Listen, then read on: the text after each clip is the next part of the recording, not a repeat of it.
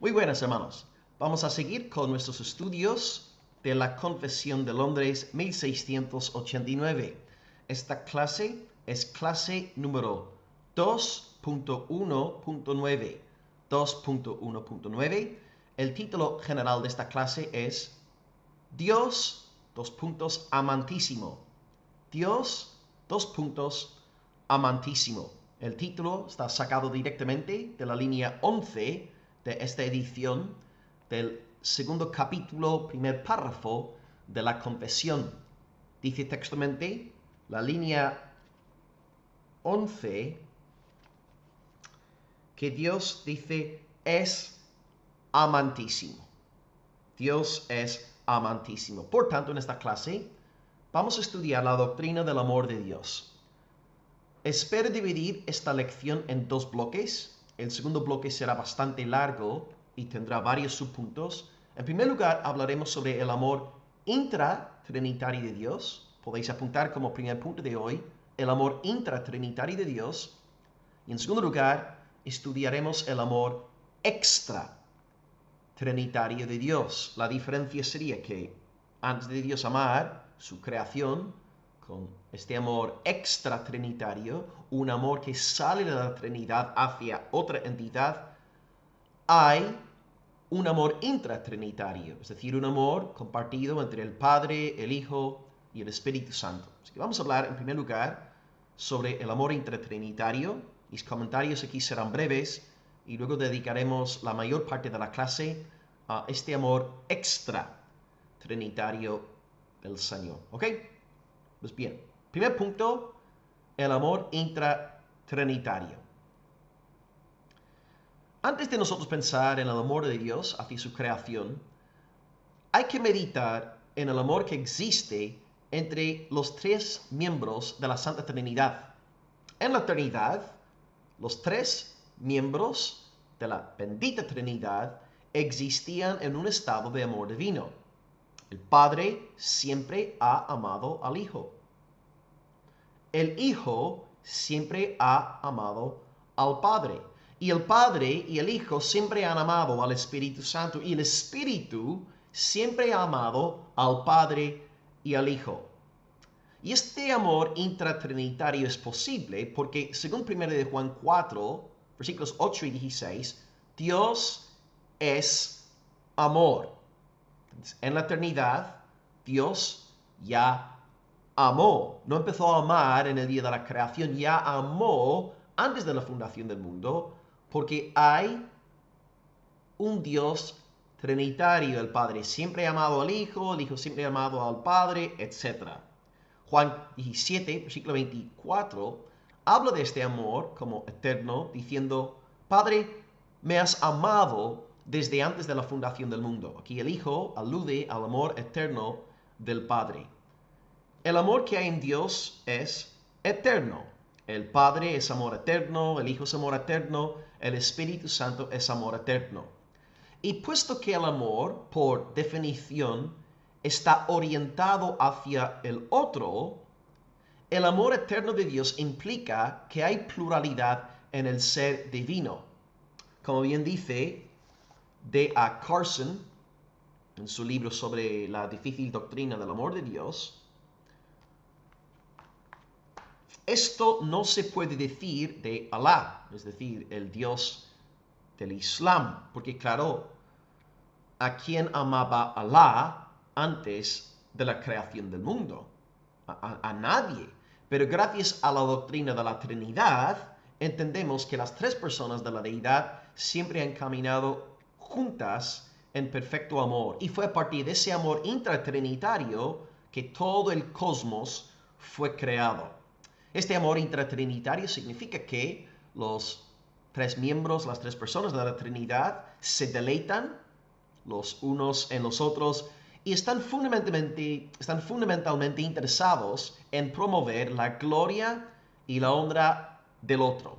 Dios es amor. Así que para empezar hoy vemos que Dios en sí mismo, antes de crear el mundo, ya es amor, ya habita, ya mora, vive en esta hermosa comunión amorosa. El Padre amando al Hijo y al Espíritu, el Hijo amando al Padre y al Espíritu, el Espíritu amando al Padre y al Hijo. Gloria al Señor. Ahí está el fundamento, la plataforma, para luego lo que será la doctrina del amor extra trinitario de Dios. Con esto vamos a entrar en el segundo punto de la clase, que será largo, y tengo aquí 4 subpuntos.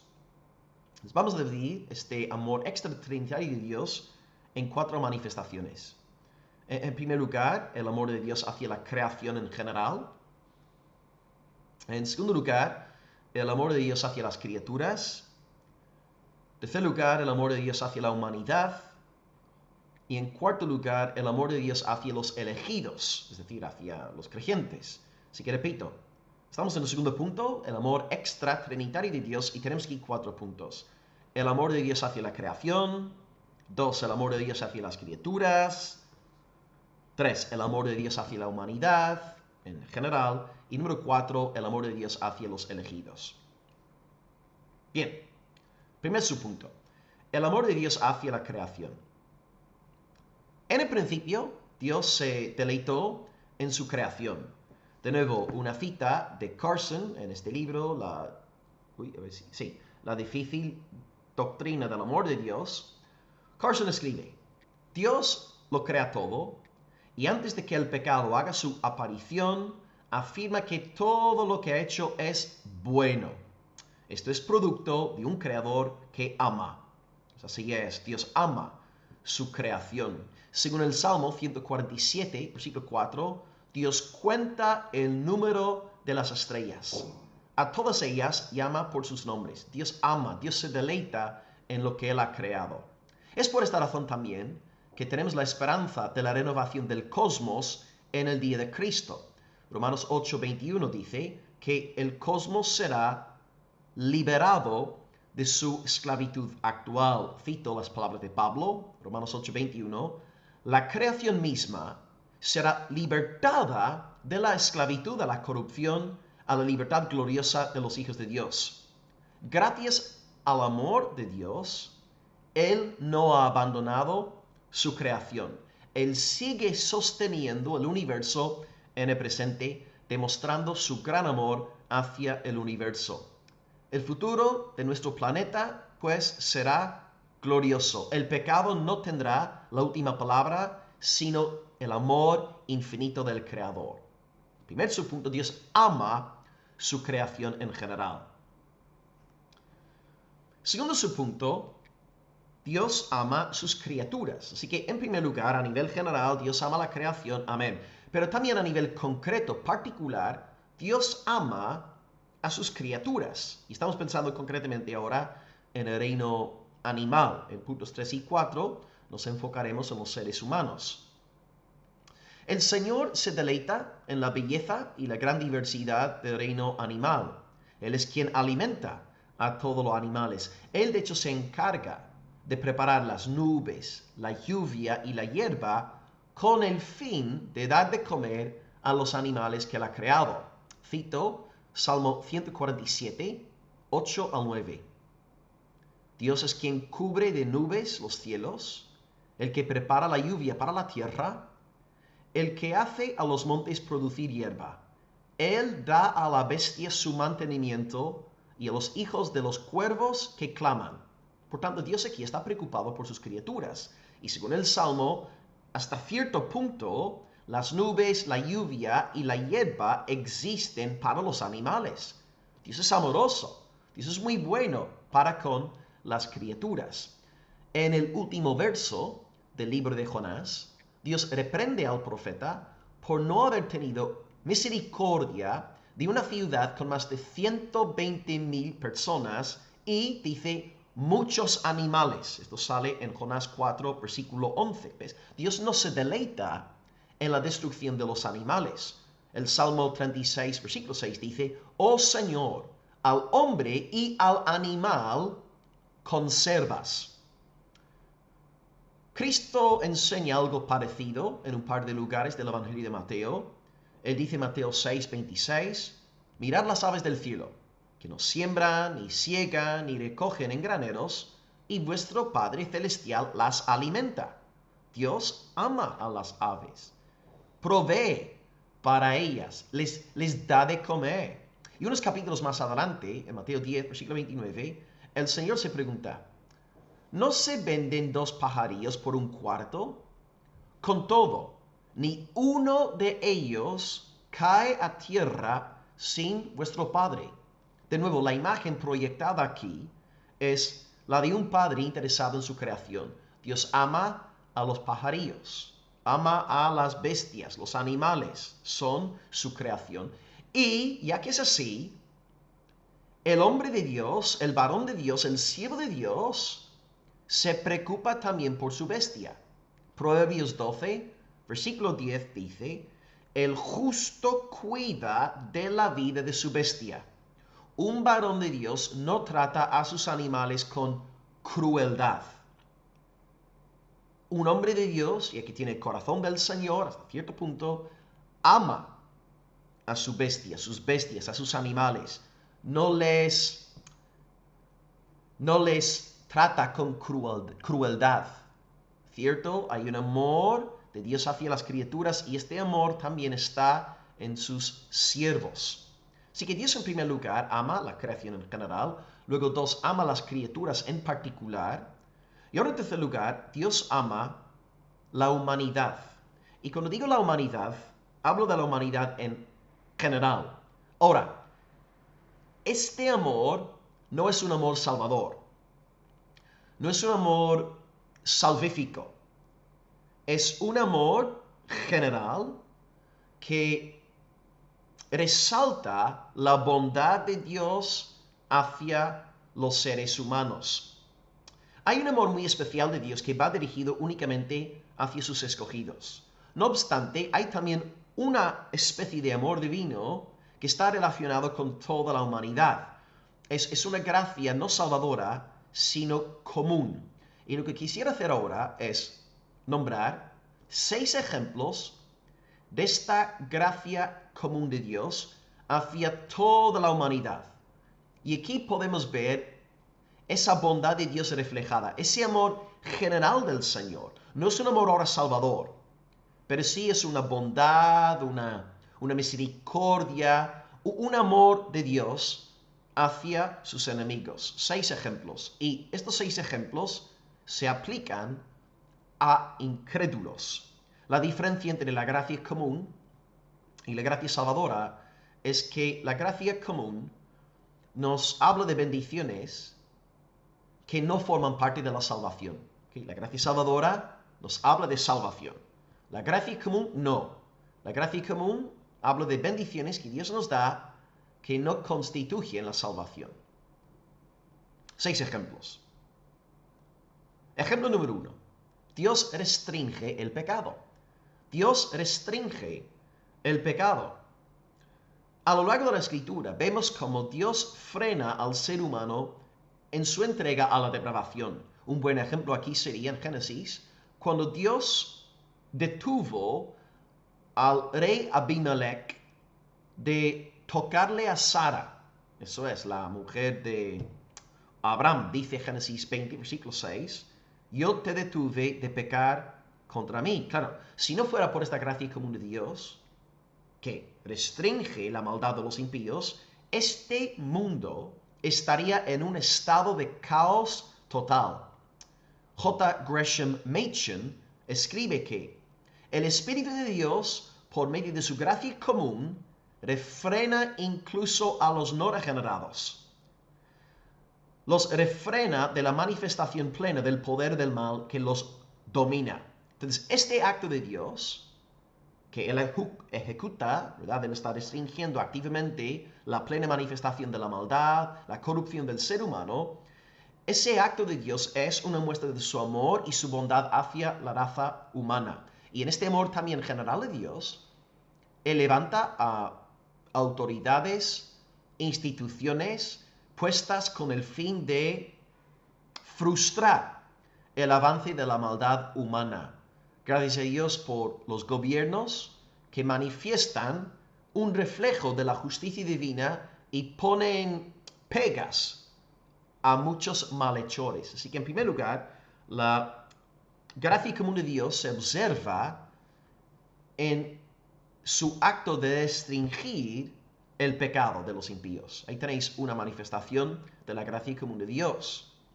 Dios restringe nuestro pecado, porque si no lo hiciera, estaríamos viviendo ya en un infierno. Segundo lugar, la gracia común de Dios revela que Dios es paciente. Dios es paciente. La paciencia del Señor es una muestra de su gracia común, de su amor general hacia la humanidad. Por ejemplo, cuando Dios vio la caída de Adán y Eva, Él podría haber destruido a toda la raza humana en aquel instante. Podría haber matado a Adán, a Eva, y bueno, podría haber optado por acabar ahí mismo, aquel día, con la raza humana, pero no lo hizo. No lo hizo, prolongó su misericordia. Y encima anunció el Evangelio, ¿verdad? En Génesis 3:15, que la simiente de la mujer iba a aplastar la cabeza de la serpiente. Un poco más adelante, en los días del diluvio, Génesis capítulo 6, Dios dice, no contenderá mi espíritu con el hombre para siempre. Y Dios dio ahí a la generación de Noé un hueco, un espacio de 120 años para que hubiera arrepentimiento. Y de la misma manera, en nuestros días, los pecadores no han sido fulminados todavía. Si un pecador hoy sigue con vida, es únicamente gracias a la paciencia del Señor. Así que de nuevo, la paciencia de Dios hacia los incrédulos es una muestra de su bondad, su clemencia y de su amor general. No es un amor salvador, porque no efectúa regeneración en sus corazones, pero sí es un amor general. Así que hemos visto que esa gracia común de Dios restringe el pecado. Dos, permite que Dios sea paciente con los seres humanos. Número 3, la gracia común enseña que Dios bendice a todos. Dios bendice a todos. Ahí tenemos una tercera manifestación de esta gracia común. El amor de Dios hacia la humanidad le lleva a bendecir a todos, no solamente a su pueblo escogido. La bendición elemental que todos disfrutamos es la existencia. La existencia es un pedazo de regalo del Señor. Claro, Dios podría haber escogido no crearnos. Después de nacer, Dios no para de colmarnos de bien. Un buen texto en esta línea es Mateo 5:45, donde el Señor Jesús dice que Dios hace salir su sol sobre malos y buenos, y hace llover sobre justos e injustos. Dios nos regala sol, lluvia, cuerpos, ropa, dinero, energía, familias, amigos, la creación. No es que merezcamos semejantes bendiciones, todos son fruto del amor del Señor, de este amor general hacia el ser humano. Son cosas que Dios no tiene por qué darnos, pero lo hace siendo impulsado por esta gracia común, esta bondad que hay en nuestro Dios. Una cuarta prueba, manifestación de la gracia común del Señor, este amor general de Dios hacia la humanidad, sería, en cuarto lugar, Él permite que los incrédulos hagan buenas obras. Él permite que, de nuevo, hasta cierto punto, que los incrédulos hagan buenas obras. Ahora, a lo mejor estás a punto de tener un infarto, ¿no? ¿Cómo puede un pecador hacer buenas obras? Cuando digo aquí buenas, utilizo el adjetivo en el sentido relativo de la palabra, en un término puramente humano, ¿verdad? No estoy hablando para nada de buenas obras delante de Dios. Estoy hablando de obras civiles, obras sociales, que los hombres reconocen como, bueno, buenas obras. Y aquí tengo pruebas bíblicas para apoyar esta idea. Jesús nos dice en Lucas 6, aquí he apuntado 22, pero creo que habré tenido que escribir, voy a comprobar en mis apuntes aquí, pido disculpas, aquí en error, a ver, Lucas, perdón, 33. He puesto 22, 33. Ok, en Lucas 6, sí, muy bien. Lucas 6, 33 al 34, Jesús nos dice que los pecadores hacen bien a los que les hacen bien. Jesús reconoce, pues, a nivel relativo, a nivel civil, los pecadores sí pueden hacer bien. Ahora, no estamos hablando de bien como delante de Dios. No están haciendo bien a nivel espiritual, pero sí, en plan civil, pueden hacer bien. Y otro ejemplo, Jesús en Lucas 11:13, dice que los malos saben dar buenas dádivas a sus hijos. Los malos saben dar buenas dádivas a sus hijos. Él les pregunta, ¿cómo? Si vosotros siendo malos sabéis dar buenas dádivas a vuestros hijos, cuanto más el Padre dará el Espíritu a los que se lo pidan. Dios ha puesto en los padres un amor muy tierno hacia sus renuevos. Y es por esta razón que hasta el mundo incrédulo reacciona escandalizado ante la noticia de que una joven italiana de 23 años, llamada Martina Patti, mata a su hija de 5 años. ¿Verdad? Fue un escándalo a nivel ya internacional, todos los periódicos de Europa sacando la noticia. ¿Cómo puede una madre matar a su propia hijita? ¿Ves? El mundo tiende a hacer bien a sus hijos. Es poco común entre nosotros que un padre, que una madre mate a su propio hijo. Pero si no fuera por la gracia común de Dios, esto es lo que se estaría dando ahora mismo en el mundo. Pues la gracia común de Dios la que permite que los incrédulos hagan buenas obras. Una quinta prueba, un quinto ejemplo de la gracia común del Señor, este amor general, es que Dios también permite que los incrédulos conozcan ciertos aspectos de la verdad. Repito, Dios permite que los incrédulos conozcan ciertos aspectos de la verdad. ¿Qué cosas aquí tengo en mente? Bueno, nombraré 3. En primer lugar, Dios permite que el ser humano conozca a Dios. Todos los seres humanos, de manera intuitiva, saben que Dios es, saben que Dios existe. Romanos 1:21. Esto forma parte de nuestro ADN. Todos sabemos que Dios existe. El problema, según Romanos 1, es que el ser humano detiene este conocimiento con injusticia. El pecador pelea contra la autoridad de Dios y la santidad de Dios que están en su corazón. Él sabe que hay Dios.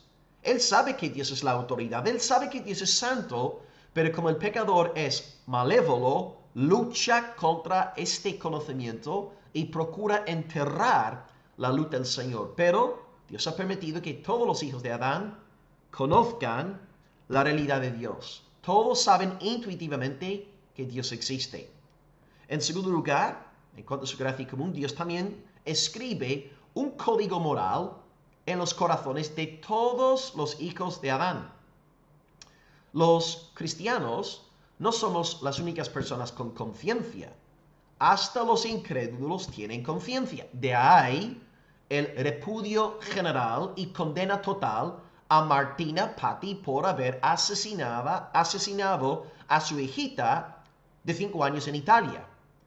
Por esta misma razón, los no regenerados pueden llegar a sentirse culpables. Por ejemplo, Judas Iscariote, después de haber vendido a Cristo por 30 piezas, 30 monedas de plata, dice que él experimentó remordimiento por haber pecado contra sangre inocente. Ahí podéis leer Mateo 27, versículo 4. Esto quiere decir que Judas, pese a ser un hijo del diablo, contaba con la ley moral escrita en su corazón. Y todos los seres humanos tienen este código moral, tienen conciencia. Y la conciencia del pecador es una amiga del evangelista.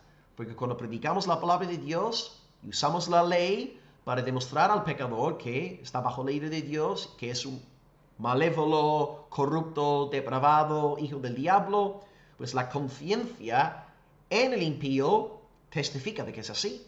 Así que ahí el evangelista cuenta con una amiga. La conciencia del incrédulo es una amiga del evangelista. Entonces Dios permite que los incrédulos conozcan de su existencia divina, permite también que conozcan la ley moral, por eso todos los seres humanos tienen conciencia, no solamente los cristianos. Y la tercera cosa que nombraría aquí, en cuanto a la gracia común, es que Dios también permite que el pecador disfrute de un cerebro. Dios podría habernos entregado a la locura por nuestro pecado, pero en este amor general hacia la humanidad, Dios nos da una pasión por la verdad y la lógica. A través del uso de su cerebro, el ser humano puede identificar mentiras y ser creativo, y gracias al cerebro se han hecho grandes avances en los campos de la ciencia, la medicina, la tecnología. Así que, gloria a Dios por la luz, gloria a Dios por el internet que estamos ahora usando para impartir esta clase. Gloria a Dios por los webcam, amén. Gloria a Dios por el aire acondicionado, que aquí en el sur de España no puede faltar, ¿verdad? Sin el aire acondicionado, yo no puedo grabar clases, no puedo ni siquiera preparar clases, porque estaría tirado en el suelo medio muerto ante el calor de aquí. Gloria a Dios por los coches, gloria a Dios por el ibuprofeno, etc. Gloria a Dios por todos esos avances en diferentes campos, porque son una manifestación del amor general de Dios hacia la humanidad. Todo es fruto de su gracia común. Esta vida podría ser infinitamente peor de lo que es. Así que gloria a Dios por su bondad.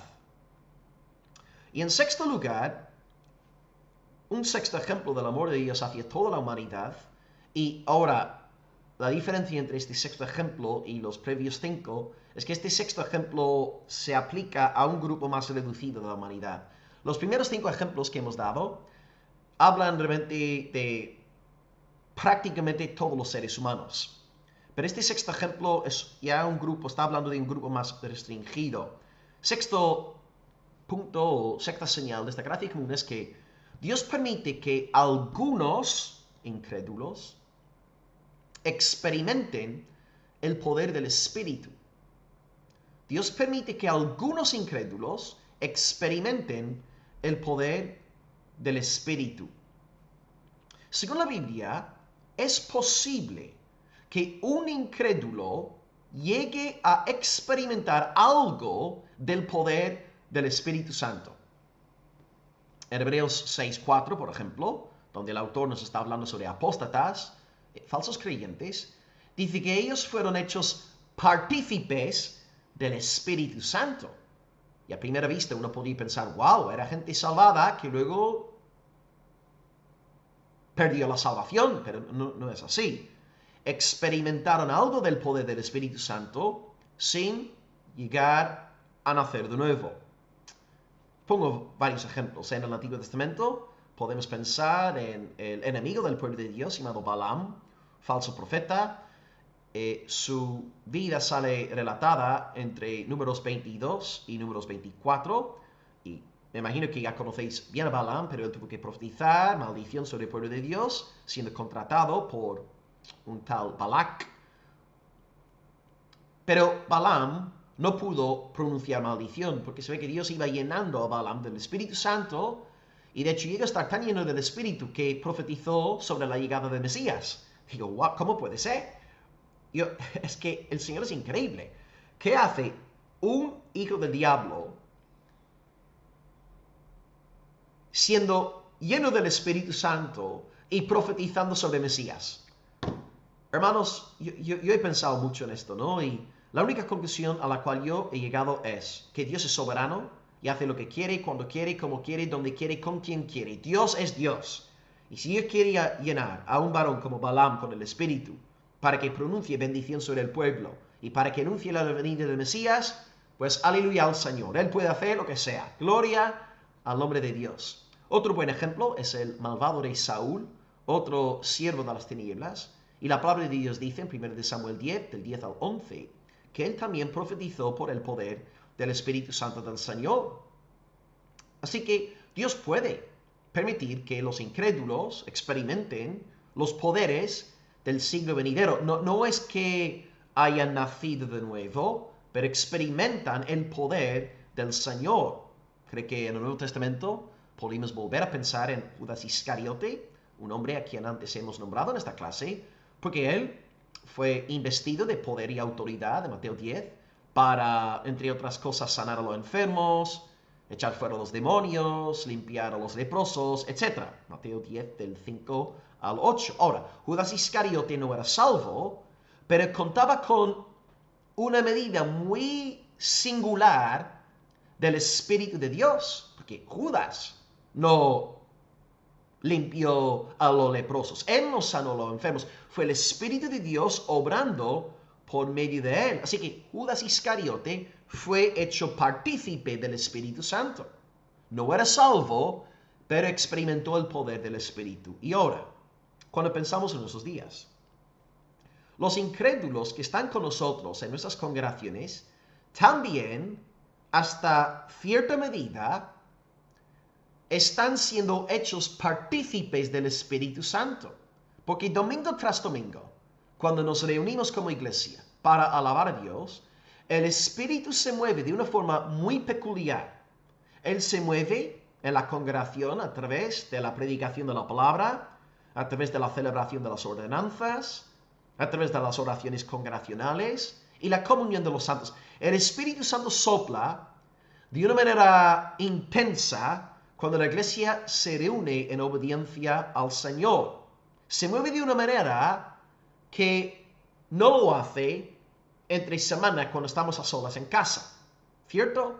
Por esta razón, cuando tú estás recibiendo una predicación en vivo, en directo, en tu iglesia local, estás ahí sentado en el contexto de la congregación, la palabra te llega con un poder que no sucede cuando estás online descargando una predicación de Sujel Michelin en YouTube. ¿Entendéis? Hay un poder especial del Espíritu en la congregación de los santos. Y esta bendición particular no está presente cuando estamos en el curro, en la universidad, en el despacho, como yo, ¿verdad? Sí, el Señor está conmigo, el Espíritu siempre está conmigo, pero hay una presencia intensa, especial, cuando todos estamos reunidos. Y ahí también están los incrédulos.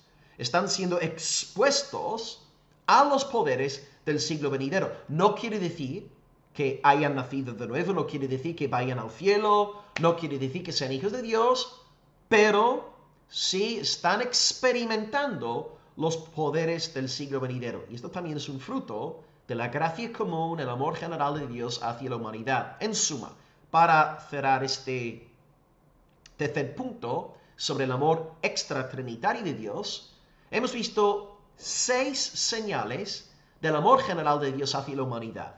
En primer lugar, hemos visto que Dios restringe el pecado, porque si no lo hiciera, este mundo sería, vamos, como Sodoma y Gomorra, como el lago de fuego y azufre. En segundo lugar, Dios es paciente, es decir, no fulmina a los pecadores al instante. 3, Dios bendice a todos, dándonos sol, lluvia, ropa, cuerpos, existencia, familias.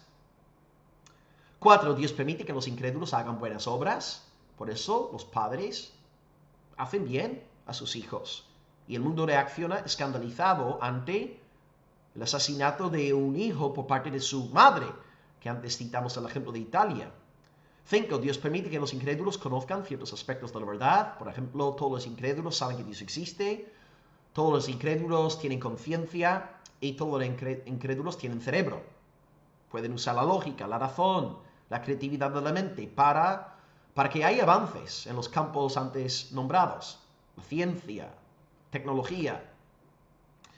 Y finalmente, número 6, Dios también permite que algunos incrédulos experimenten el poder del Espíritu. Balaam, Judas Iscariote, Saúl y los incrédulos que están con nosotros en la iglesia semana tras semana. No son del Señor, no han nacido de nuevo, pero sí están siendo hechos partícipes del Espíritu Santo. Hebreos 6, versículo 4. Y acabamos hoy nuestro estudio sobre el amor de Dios y el amor extratrinitario de Dios con este dulce amor que sí es salvador. Todo lo que hemos visto hasta ahora en cuanto al amor extratrinitario no es un amor salvador de Dios. Dios ama su creación, Dios ama sus criaturas, Dios ama la humanidad, pero no es un amor salvífico. Lo que tenemos ahora en el cuarto lugar es un amor salvador de Dios. Es una gracia ya eficaz, es una gracia salvadora. Y aquí pues Dios ama a sus escogidos de una manera en la que no ama al resto de la humanidad. Dios ama a los incrédulos, ¿vale? Sí, hay una gracia común en Dios, hay un amor general, pero no los ama de la misma manera que ama a sus escogidos. Pues el cuarto subpunto es que Dios ama a sus elegidos, el amor de Dios hacia los elegidos. Este es el amor particular de Dios que se encarga de escoger, redimir y glorificar a los escogidos. Así que voy a demostraros 3 textos bíblicos que dan testimonio de esta realidad y luego acabamos. Y como siempre tenéis las preguntas por debajo del vídeo. En primer lugar, la elección.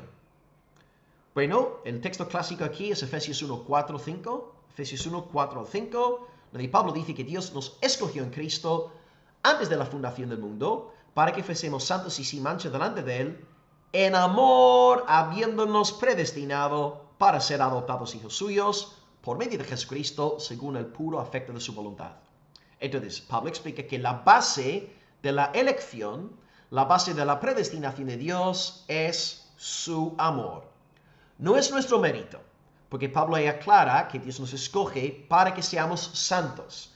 No dice Dios nos escogió porque sabía de antemano que íbamos a ser santos. No, dice Dios nos escogió en amor para que fuéramos santos. Entonces, el amor de Dios es la raíz de su elección, no nuestro mérito. Así que en primer lugar, Dios nos ama con un amor concreto, un amor salvífico, y este amor es la base de su elección divina. En segundo lugar, también tenemos el amor de Dios como la fuente de nuestra redención. En primer lugar, somos elegidos por amor. En segundo lugar, somos redimidos por amor. Aquí cito Gálatas 2:20, donde Pablo dice que el Hijo de Dios me amó y se entregó a sí mismo por mí. Así que ahí vemos como el amor de Cristo es la base de su obra redentora a nuestro favor. Y Jesús también enseña en Juan 15:14 que nadie tiene mayor amor que este, que uno ponga su vida por sus amigos. De nuevo, mismo principio, el amor es la base de la redención del pueblo escogido. Así que su elección se fundamenta en el amor de Dios, su redención se fundamenta en el amor de Dios. Y ahora, en cuanto al futuro, la glorificación, también sabemos que nuestra glorificación se debe al amor divino. Romanos 8:30 promete que todos los predestinados serán glorificados, y dado que es así, acto seguido, Pablo dedica 9 versos de Romanos 8:31 al 39 a celebrar el amor omnipotente de Dios en Cristo, del cual ninguna cosa creada jamás podrá separarnos. La lógica de Pablo es, ya que los predestinados serán glorificados, pues nada nos podrá separar del amor de Dios. Es decir, Dios ama a sus predestinados y ama a sus glorificados. Por tanto, amados, vemos que detrás de nuestra elección, detrás de nuestra redención y detrás de nuestra glorificación es este amor singular de Dios, que es un amor ya salvífico, salvador. Y este amor no es derramado sobre todos los hijos de Adán, sino únicamente sobre el pueblo elegido de Dios. Así que gloria al Señor, porque todo esto emana de su gracia salvadora, no es por nuestro mérito, se ha fijado en nosotros por amor, dulce amor, gloria al nombre de nuestro Dios. Así que hoy hemos visto 2 puntos en esta clase: el amor intratrinitario de Dios. Ahí os enseñé que antes de la fundación del mundo, que Dios siempre ha existido en una comunidad de amor. El Padre siempre ha amado al Hijo y al Espíritu, y bueno, viceversa. Después hemos visto el amor extratrinitario de Dios, este amor que se comparte con aquello que no es Dios. Hemos visto que Dios ama su creación en general, sus criaturas en particular, la humanidad en general, y luego los escogidos en concreto. Así que gloria a Dios por Él ser el Dios de amor, y si vamos a ser discípulos del Señor, pues hemos de andar en este amor divino, sabiendo que nuestro Dios es amor, por tanto hemos de amar. Y de hecho ahí está la tesis de 1 de Juan. Él nos dice claramente que si no amamos a nuestros hermanos, no somos de Dios. Así que hoy tenemos que aplicar lo aprendido a nuestro corazón, ser creyentes, amorosos, pero siempre dando la gloria a Dios por Él habernos amado en primer lugar. Podemos amar porque hemos sido amados. Gloria al Padre, gloria al Hijo, gloria al Espíritu Santo, gloria a la Trinidad amorosa, y el pueblo de Dios dice amén. Un abrazo desde María en el amor de Cristo y nos vemos en la siguiente entrega, si el Señor así lo desea. Soli Deo Gloria. Amén.